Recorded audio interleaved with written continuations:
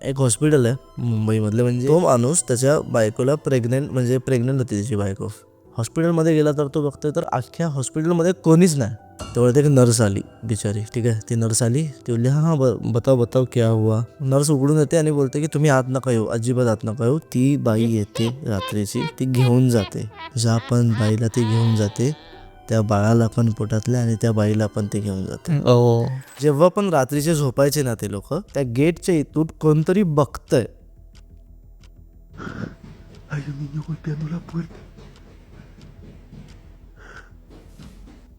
आजोबा आले पुन्हा घरात, आणि जेव्हा ते वरती जात होते ना चढत, तर त्यांना असं वाटलं की कोणीतरी आहे तिकडे. गेटच्या बाहेरून त्याचे वडील राऊंड मारतात.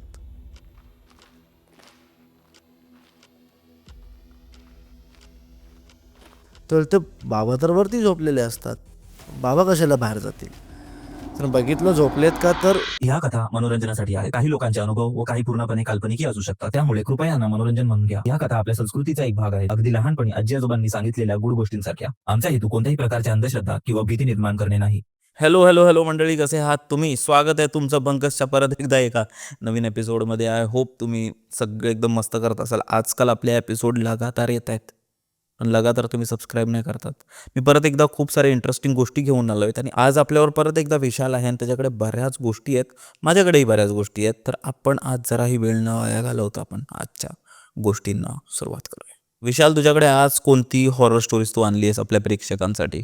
एका फ्रेंडने मला सांगितलेली घटना, पण म्हणजे रिअलच आहे ही पण. ती एक हॉस्पिटल आहे मुंबईमधले, म्हणजे असे असतात ना की छोटे मोठे मल्टीस्पेशालिटी हॉस्पिटल वगैरे असतात, माहिती आहे ना, घराच्या आजूबाजूला असतात, जिथे 20-30 बेड्स वगैरे असतात. तसं ते हॉस्पिटल आहे, आणि ते थोडंसं नावाजलेलं वगैरे. आता आधी पण आहे ना हॉस्पिटलमध्ये त्या जसे पट्टे असायचे नर्सला, रेड कलरचा काहीतरी, येल्लो कलरचा, ब्ल्यू कलरचा, ते पोस्ट वाईज असतात त्यांना काहीतरी युनिफॉर्म. म्हणजे जे कोण हेड असतील त्यांना रेड असं तसं ते थोडे ठीक आहे. मग एक दिवस काय आलं, त्याच्याच एरियातला एक माणूस होता. तो माणूस त्याच्या बायकोला प्रेग्नंट होती त्याची बायको, आणि ते दोघंच नवरा बायको राहायचे, ठीक आहे. त्याची बायको एकतर होती प्रेग्नेंट, आणि मध्यरात्री तिला आलं असेल, थोडंसं वॉटरब्रोक वगैरे झालं असेल, मुलींना होतं. त्याच्यानंतर तो डायरेक्ट रश करून गेला जवळपास हॉस्पिटल, तेच तो गेला हॉस्पिटलमध्ये गेला तर तो बघतोय तर अख्ख्या हॉस्पिटलमध्ये कोणीच नाही, ठीक आहे. तो डॉक्टरच्या केबिनमध्ये जाऊन बघतोय, कोण नाही, रिसेप्शनिस्ट पण नाही. म्हणजे लिटरली तर बाहेरची ते अशी जाळी असते ना आपण बंद होता, ती पण अशी होती. त्याला बायकोला असं एक आरामात न्यायला लागलं आहे, बाहेर कोणच नाही. आणि रात्री 2-3 वाजता कोणच असतं रस्त्यावरती. आणि हे मी खूप आधीची गोष्ट सांगतो तुला, समजून जा की आरामात ही 15 वर्षापूर्वीची गोष्ट आहे, ठीक आहे. तो गेला घेऊन, बहुतेक इथे शोधतोय डॉक्टर आहे का, कोण नाही. आता काय करायचं. तेवढ्यात एक नर्स आली बिचारी, ती बोलली की काय झालं सांगा वगैरे, असं तसं आहे ते. तो बोलला की इथे डॉक्टरांचं असं तसं आहे, डॉक्टर पाहिजेत. नाही तुम्ही काय काळजी करू नका, आम्ही इथे म्हणजे सगळी टेक केअर करू, ते येतातच आहेत, आत्ताच होते सगळे बाहेर येतातच, तुम्ही तोपर्यंत एंट्री करून घ्या. बायकोला तिकडे थांबवलं, हे गेले रिसेप्शनवरती, एंट्री वगैरे केली, नाव वगैरे सगळं दिलं. त्या नर्सने सिग्नेचर केली की मी बघते म्हणून, सगळं क्युपन्सी माझ्याकडे वगैरे सगळे गेले. बोलले की तुम्ही इथेच बसा, तुम्ही आत नका येऊ, मी यांना आत जाऊन थोडंसं हे करते. ती त्यांना त्या बाईला घेऊन जाते, ठीक आहे. घेऊन जाते, तो नवरा बसतो असा टेन्शनमध्ये. तर ह्याला वाटतं ना, आता ऑफकोर्स बायको आहे तर जावंसं वाटणार एकदा. हा जातो जस्ट असाच, तर ती नर्स उघडून येते आणि बोलते की तुम्ही आत नका येऊ, अजिबात आत नका येऊ, थोडीशी परिस्थिती आहे, आम्हाला समोर दे, तुम्ही थोडंसं वेगळं रिॲक्ट कराल बायकोला थोडंसं वेगळ्या त्रासात वगैरे बघून. तर तुला ठीक आहे. तो जाऊन बसला. तो डॉक्टर कधी येणार नाही, डॉक्टर येतात. ती नर्स गेली आतमध्ये. हा नवरा बसला आहे तिकडे, वाट बघतोय, अर्धा तास वाट बघतोय, 1 तास वाट बघतोय. तर थांबतो आपण नर्सवरती विश्वास ठेवून, असं ते. त्याच्यानंतर जरासा डोळा लागला ह्याला, थांबला, हा झोपला. सकाळी उठतो तर 6:30 वाजता जेव्हा रिसेप्शनिस्ट आली, तिने उठवलं तर की काय आलं, असं तसं आहे ते. तर बोलते की अहो नाही, माझी वाईफ आहे, तिला आणलं होतं, असं तसं आहे ते. बोलते पण कधी आणलं होतं. तर बोलतो की नाही मी आलो होतो कोणीच नव्हतं, तुम्ही एक नर्स होत्या त्या होत्या सोबत. तर ते हां ड्युटी वाईज असतात बोलल्या नर्स. मग ते बोलली मी कशी नव्हती, मी तर इथेच असते. माझं तर नाईट ड्युटी म्हणजे आधी असते आणि सकाळी आता 6ची शिफ्ट माझी असते. तर कसं काय म्हणजे कोण होतं रात्री रिसेप्शनवरती पण कोण नव्हतं. तर नाही कोणीच नव्हतं. तर ते शक्यच नाही, रिसेप्शनवरती कसं कोण नाही. तर तो बोलतो की नाही माहीत का. ती गेली, तिने CCTV चेक केले. तर CCTV पूर्ण ते असे हे असतात ना मुंग्या तसेवाले CCTV सगळे. ठीक आहे. तर ते मी घेऊन आलो आहे माझ्या बायकोला, असे काय करताय तुम्ही, इथेच राहतो मी, पटकन टॅक्सीने आलो, लगेच आलो इथे, काय आहे हे. मग तेवढ्यात माझी बायको कुठे आहे, तेवढ्यात डॉक्टर आले 7:30-8 वाजेपर्यंत. तेव्हा डॉक्टर म्हणाले की काय तुमचं नाव काय, म्हणजे वाईफचं नाव वगैरे काय, आपण लिस्टमध्ये बघू. जी लिस्टमध्ये त्याने रात्री नाव लिहिलं होतं ना इथे रिसेप्शनच्या इथे जाऊन बघतात तर काहीच नाव नाही लिहिलेलं आहे. तर ते असं कसं सिग्नेचर होते तर त्या नर्सने सिग्नेचर केली. तो बोलतो कोणाकडे दिलं का, नाव नाही माहिती. मग त्या माणसाने त्या नर्सचं वर्णन सांगितलं की ती नर्स अशी होती दिसायला, डोळे थोडेसे असे होते, दाताचं स्ट्रक्चर कसं होतं, कान कसे होते थोडेसे, इथे लाल कलरचा असा पट्टा लावला होता इथे, म्हणजे जो बँड ह्याच्या पोस्ट वाईज असतात ते. तो बोलतो या इकडे माझ्यासोबत. डॉक्टर बोलला आला. डॉक्टर बोलला त्याने असा फोटो दाखवला, असे मल्टिपल फोटोज लावलेले. तुला ह्याच होत्या का, तुला हां ह्याच होत्या. तो बोलतात या नर्सला ऑफ होऊन 1 महिना झाला आहे. तर बोलतो इथे जे सगळे फोटोज लागलेले आहेत ना, तो ट्रिब्यूट म्हणून आमचे जे नर्स वगैरे असतील, कर्मचारी असतील, त्यांचे ते फोटोज लावलेले आहेत. मग तर बोलतो की माझ्या बायकोचं काय, तर तुम्हाला तुमची बायको आता नाही भेटणार. तो बोलतो हां असं कसं. डॉक्टर पण थोडा शेडी टोनमध्ये बोलायला लागला. तो बोलतो असं कसं नाही भेटणार. तो बोलतो ही तुमची पहिली केस नाही, ह्याच्या आधी 5 ते 10 केसेस सेम अशा झालेल्या आहेत तिकडे, आणि आता हे हॉस्पिटल बंद पडणार आहे. तो बोलला की एकदा रात्रीचाच असा सेम सीन झाला होता. ती बाई येते रात्रीची, ती घेऊन जाते तिच्यासोबत, ज्या पण बाईला ती घेऊन जाते त्या बाळाला पण पोटातल्या आणि त्या बाईला पण ती घेऊन जाते. हा माझा मित्र जिथे राहतो ना, त्या बिल्डिंगमधला सोबतचा किस्सा आहे, 15 वर्षापूर्वीचा. बापरे. त्यावरून मला एक गोष्ट आठवली, ती मला आपल्या श्रोत्यांना सांगायची आहे की जर तुम्हालाही आपल्या पॉडकास्टवर यायचं असेल तर डिस्क्रिप्शनमध्ये गुगल फॉर्म दिला आहे किंवा कमेंटमध्ये गुगल फॉर्मची लिंक असेल, डिस्क्रिप्शनमध्येच असेल बहुतेक, पहिली लिंक असेल, त्यावर जाऊन तुम्ही तुमची गोष्ट सांगू शकता. तुमचं नाव, तुमचं एज, तुमचं फोन नंबर, आणि जर तुमच्या गोष्टी इंटरेस्टिंग असल्या तर आपण नक्कीच सोबत पॉडकास्ट करू. आणि दुसरं म्हणजे हे की आता तुम्हाला माहिती आहे की उन्हाळ्याच्या सुट्ट्या लागल्यात, आपण प्रत्येकजण मे महिन्यात गावी जातो. तर जर तुम्ही गावी गेलात आणि तुमचे काका काकी किंवा आजी आजोबा किंवा आई वडील ज्यांनाही त्यांच्याकडे जर असे इंटरेस्टिंग हॉरर स्टोरीज असतील किंवा देवाचे किंवा स्पिरिच्युअल स्टोरीज असतील, स्वामींचे झाले किंवा आपल्या देवींचे झाले, कोणाचेही, त्यांच्याकडे जर असे काही अनुभव असतील आणि त्यांना जर शेअर करायचे असतील तर तुम्ही रेकॉर्ड करा तुमच्या मोबाईलमधून. ठीक आहे, तुमच्या मोबाईलवरून रेकॉर्ड करा. मेक शुअर तुमचा माईक किंवा इयरफोन त्यांना देत आहे, जेणेकरून ऑडिओ चांगला असेल, आणि त्यांना अनुभव सांगायला सांगा त्यांचं हॉरर एक्सपिरियन्स, आणि आपण नक्कीच एक एक करून आपल्या पॉडकास्टमध्ये ते ॲड करू शेवटला. तर मला माहिती आहे की त्यांना कदाचित लाजत असतील किंवा समोर असं बोलायचं नसेल, पण जर तुम्ही ते रेकॉर्ड केलं, कारण बऱ्याच लोकांकडे गोष्टी आहेत आणि जर त्यांना शेअर करायचं असेल, नक्की रेकॉर्ड करा आणि आपल्याला bunkerspodcast@gmail.com वर पाठवा, आणि आपल्या प्रत्येक पॉडकास्टच्या एंडवर त्यांची स्टोरी आपण टाकू. ठीक आहे. आता विशाल भाई, गोष्ट सांग बाबा आता तू. ॲक्च्युली माझ्या मित्राने सांगितली मला, आजच सकाळी सांगितली. तर मी बोललो की मित्राकडे चाललो आहे असं असं रेकॉर्ड काय. तो बोलला अरे माझी एक स्टोरी सांग ही अशी. म्हटलं ठीक आहे चालेल. तर तो त्याच्या आजोबांच्या गावी गेला होता. आजोबा म्हणजे मम्मीचे जे डॅड असतात त्यांच्या गावी तो गेला होता. तर त्या गावी त्याचे सगळे कझन वगैरे, आपण कसे कधी जातो आणि मग सगळा गेट टुगेदर वगैरे होतो पूर्ण, ते तसं वालं होतं त्यांचं, एकदम सॉर्टेड एकदम. चल कझन्स आले, मामा वगैरे आले सगळे, तसं त्यांचं होतं. आणि जेव्हा पण रात्रीचे झोपायचे ना ते लोक, तर त्याची एक बहीण होती, ती सारखी बोलायची की रात्री कधी पाणी प्यायला वगैरे उठले तर असं वाटतं की जो घराचा जो गेट आहे, ठीक आहे, त्या गेटच्या इथून कोणतरी बघतंय.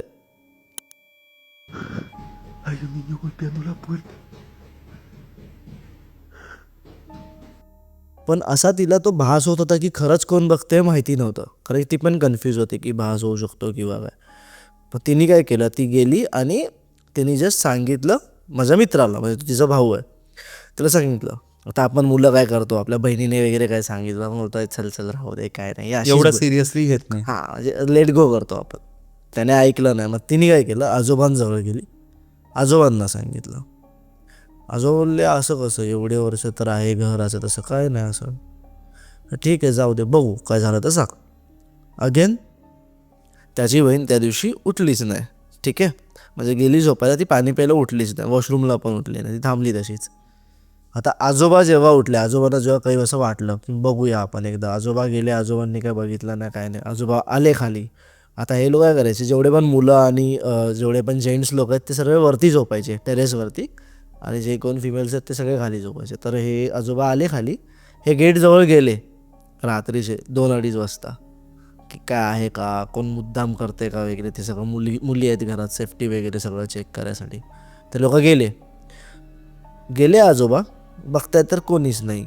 आजोबा आले पुन्हा घरात, ते गेले पाणी प्यायला, आणि जेव्हा ते वरती जात होते ना चढत, तर त्यांना असं वाटलं की कोणीतरी आहे तिकडे.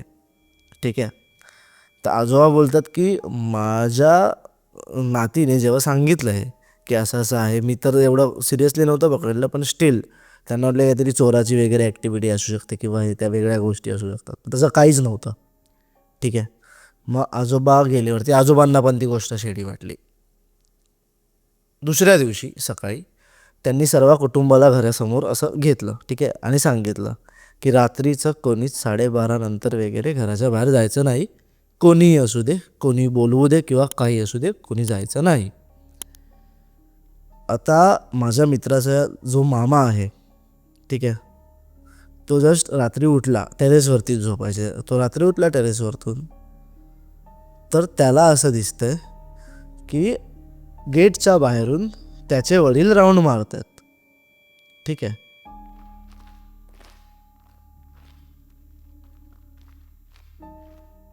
तर ते बाबा तर वरती झोपलेले असतात, बाबा कशाला बाहेर जातील.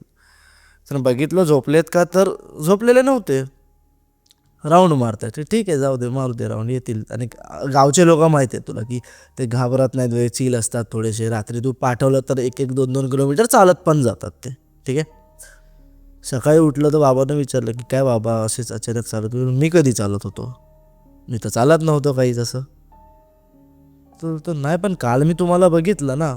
मग सर्व घरातले येड्यात काढायला लागले त्याच्या मामाला की तू काय पण उगाच बोलू नकोस, 2 दिवस आपल्या घरात तेच चालले, तर तू आता त्याला उगाच वाढवू वगैरे नकोस त्या विषयाला, काय नाही नॉर्मल नॉर्मल आहे. तो बोलतो अरे मी खरंच बघितलं बाबांना, मी खोटं कशाला बोलू. बाबा बोलते मी तर झोपलेलो वरतीच. तर तो कसा नाही दिसलास मग मला, काय माहीत, तो जाऊ दे, त्याला पण कसं जाऊ दे, मुद्दाम करतात काय कळलं नाही.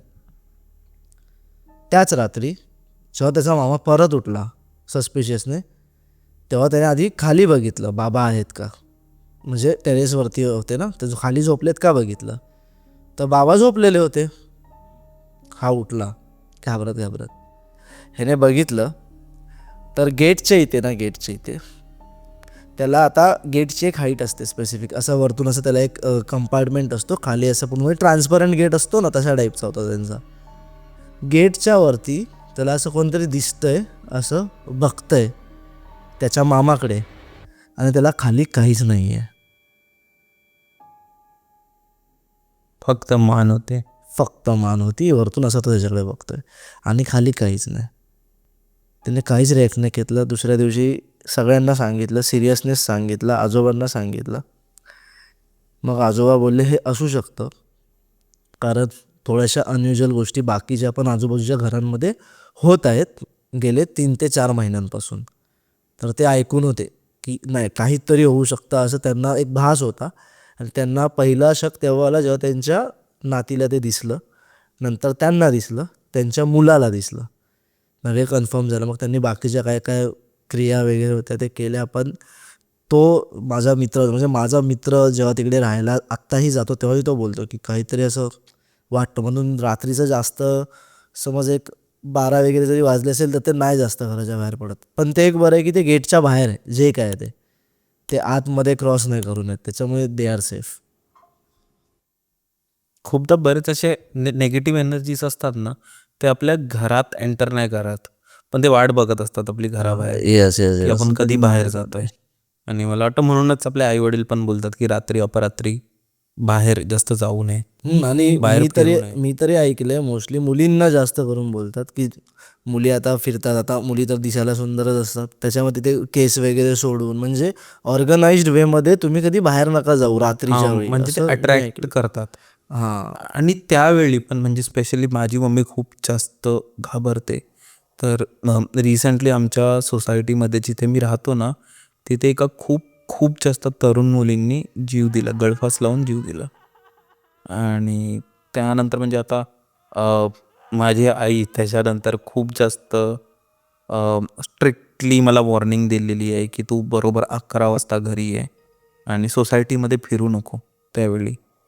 तर ते असतं ना की जोपर्यंत जेव्हा अशा गोष्टी होतात आणि ते देखील एक तरुण मुलासोबत किंवा मुलीसोबत होतात, तर ते लोक भटकत असतात. आणि असू शकतं बऱ्याच लोकांना अशा वेळी अनुभव आले आहेत, म्हणजे तिथे नाही आलेत पण इन जनरल लोकांना अनुभव आले आहेत. तर ते असतं की म्हणजे जेव्हा कोण एखादा व्यक्ती जातो त्यावेळी तिथे भटकू नये.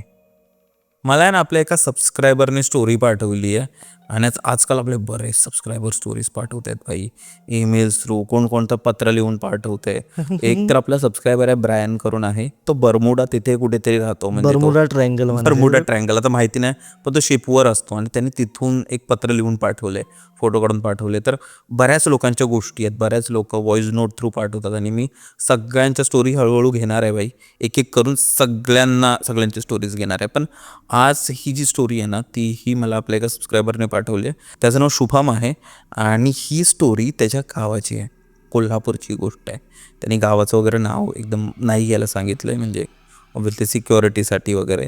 तर त्याच्या गावी झालं कसं होतं ना, आणि ही त्याच्या वडिलांच्या टायमाची गोष्ट आहे, म्हणजे त्याच्या आजोबांनी त्याच्या वडिलांना सांगितली होती, त्या वडिलांनी ह्यांना सांगितली. पूर्ण गावात ती गोष्ट बऱ्यापैकी अशी चर्चेत आहे आणि गाजलेली बोलू शकतो. One of the OG horror story आहे त्याच्या अच्छा, okay. गावातली.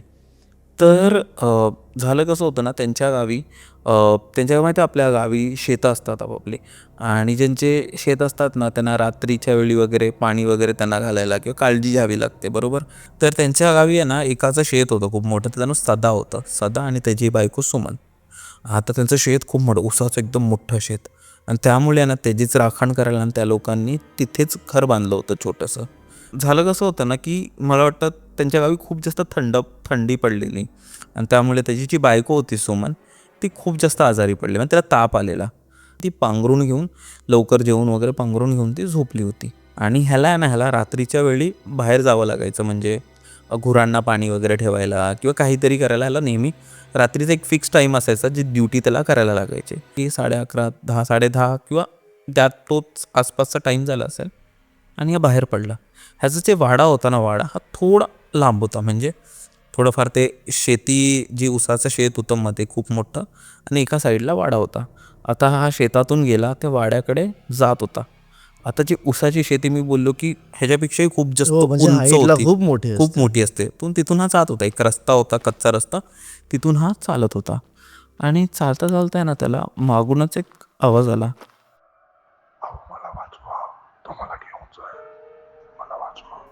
पण त्याच मोमेंटला त्याला एक गोष्ट आठवली, जी त्याच्या आजोबांनी त्याला सांगितली होती, की जेव्हाही तुम्हाला असं कोण आवाज देईल शेतात किंवा रानात, तर ते रानभूल असतं, त्याचं नाव, एक प्रकार असतो, आणि ते तुम्हाला आहे ना खेचत असतं, अट्रॅक्ट करत असतं.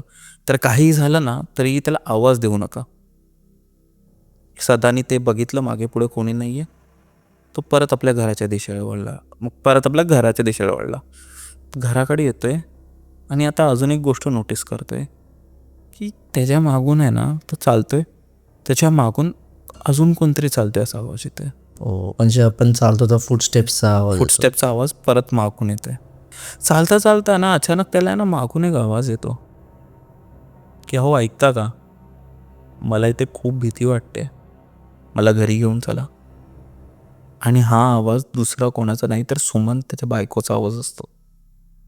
हे बघते त्याची खूप जास्त फाटते, कारण सुमन तर घरी होती ना, तिला ताप आलेला, ती 1-1.5 तास आधीच झोपली आहे. हा आवाज कोणाचा?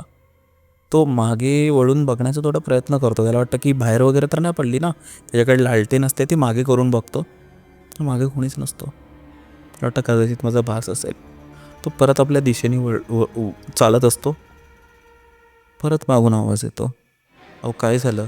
तुम्ही मला घेऊन चला ना, मला भीती वाटते, मला आपल्या घरी घेऊन चला. तो घाबरतो आणि धावत त्याच्या घराच्या दिशेने जातो. धावतो धावतो धावतो, समोर त्याला त्याचं ते कौलारू घर दिसायला लागतं. तो धावत धावत जातो आणि असं वाटतं की जे ते मागे होतं ना, तेही त्यांनी स्पीड वाढवली आहे आणि ते कोणत्याही क्षणाला त्याला पकडेल. तो धावतोय धावतोय धावतोय, अचानक त्याचा पाय कोणतरी धरतो आणि तो पडतो. तो जातो आपल्या घरात, ते लाकडाचा दरवाजा उघडतो जोरात, आतमध्ये जातो आणि ती मोठी जी कडी असायची ना त्यावेळी, ती कडी पाडतो.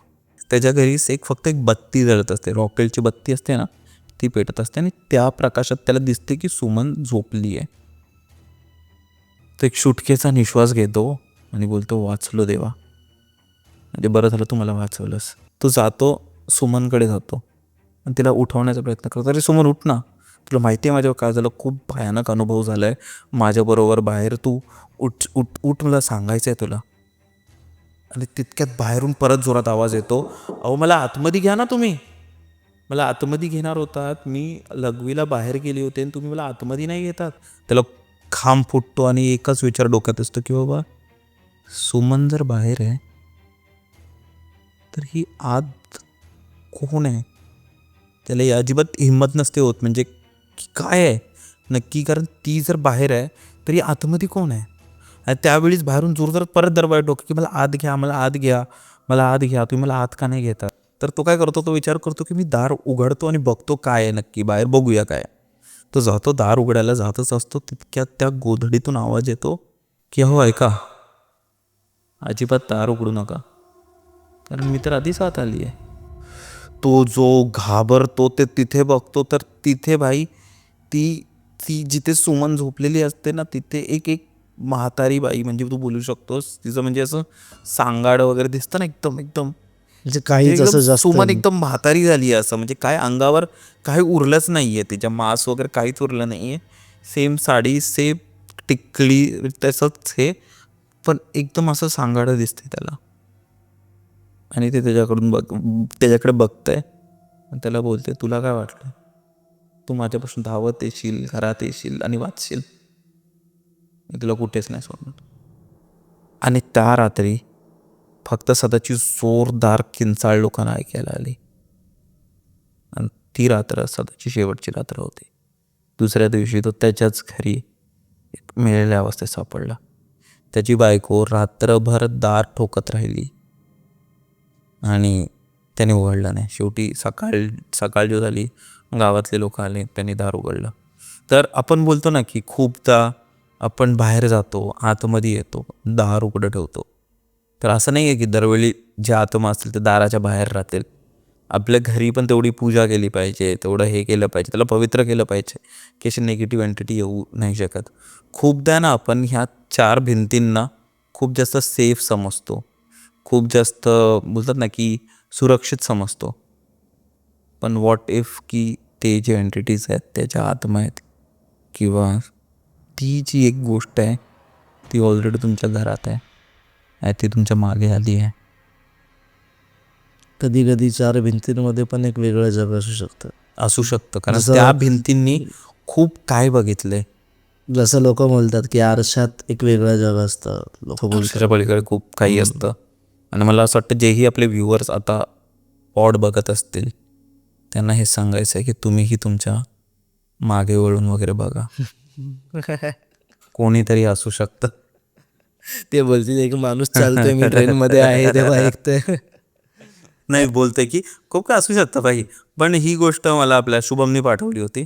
मंडळी, तुम्हाला हा पॉडकास्ट कसा वाटला नक्की कमेंट्समध्ये सांगा. तुम्हाला कोणत्या गोष्टी सगळ्यात जास्त आवडल्या नक्की कमेंट्समध्ये सांगा. तुम्ही विशाललाही फॉलो करू शकता आणि तुम्ही विशाललाही फॉलो करू शकता. स्पॉटिफायवरही ऐकू शकता. व्हिडिओला हाईप द्यायला विसरू नका. हाईप बटन यूज करा. कमेंट्समध्ये सांगा, कारण तेच एक माध्यम आहे आपलं बोलायचं, ठीक आहे. आणि तुम्ही काळजी घ्या, आईवडिलांची काळजी घ्या आणि आपण भेटूया परत एकदा अशाच एका एपिसोडमध्ये.